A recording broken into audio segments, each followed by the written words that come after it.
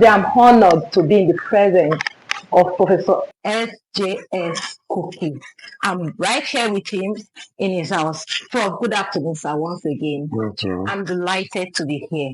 We are celebrating as an institution, and as part of the celebration, we want to know the history of the hospital, where it started, and that is why we are here. So we'd like you to tell us what it was like in the beginning. I was filled with some information that you spearheaded the move of the hospital to go to a community as Emoha, the cottage hospital, and I knew from there the hospital moved to some general hospital in town. So we want you to give us what it was like in the beginning when the University of Port Harcourt Teaching Hospital started. Well, I will start by making a correction. Okay, sir. Which is that I was not there at the beginning. Oh, okay. I became the second Vice Chancellor of the University of Port Harcourt in 1982, June 1982. Okay. And by then, there was a College of Health Sciences and a teaching hospital. The College of Health Sciences at the time was in its infancy, and it was headed by Professor Theodore Francis. He was instrumental in drawing up the curriculum of the college, and he was also responsible for using the community hospital, or general hospital rather, Temoha, as a teaching hospital, although really no instruction was going on there, because the Nigerian Medical Council has specifications for what should constitute a teaching hospital. A teaching hospital was required to have a complement of 200 beds. But Temoha had 60 beds. So it was not really a recognized teaching hospital. But the medical staff found it convenient to use the place because it was anticipated that the proper teaching hospital,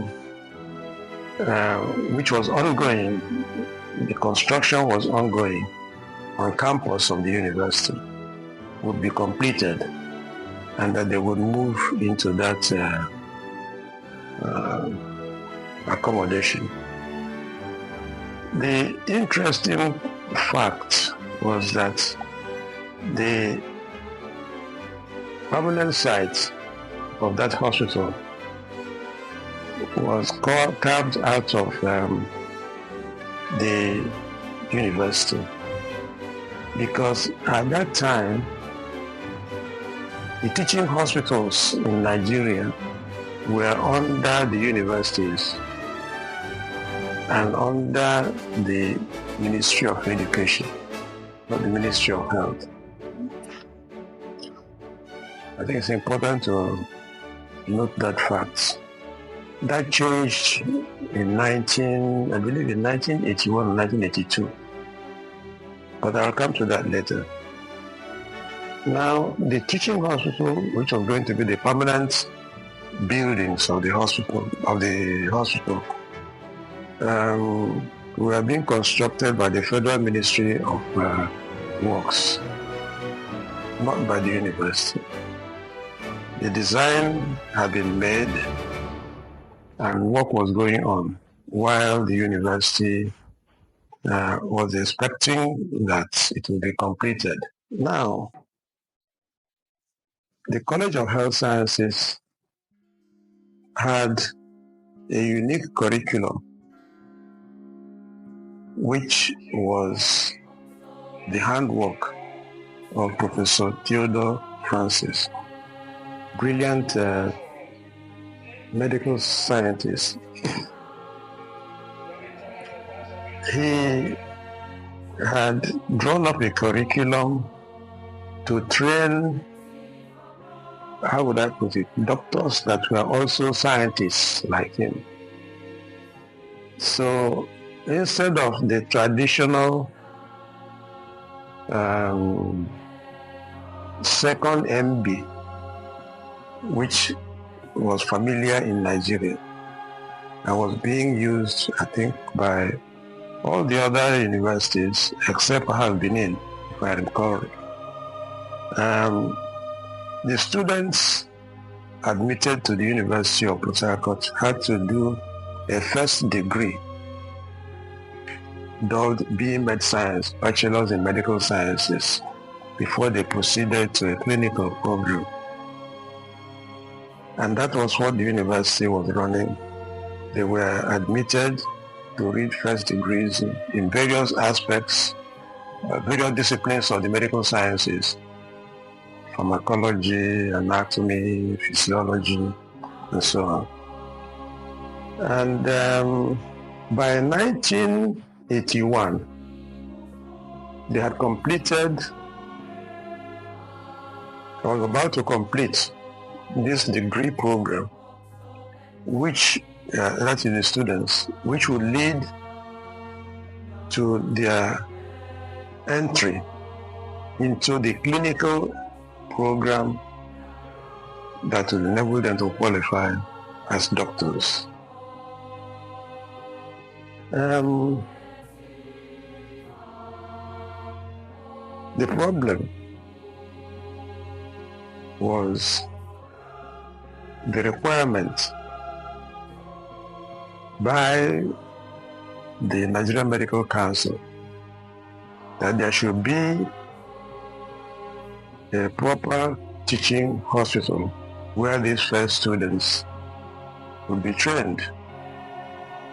And as I said, that should be a hospital that had a minimum of 200 beds. Okay. So it was obvious that more could not be used. Professor Francis was scouting around the neighborhood and found an abandoned leprosy center which had been established by the Church Missionary Society many years ago, but had been had all the facilities, and he thought that perhaps that place, which was already covered by bush because it had been abandoned for many years, could be renovated, and that would complement the 60 beds that Remo had provided. But in fact, that was not possible because I believe there were about 40 beds in this new location. But he went ahead to renovate it. Now, just as he was contemplating what to do, he was appointed Vice Chancellor of a new university, Federal University of Technology, Akure. Wow. Which incidentally had no medical program.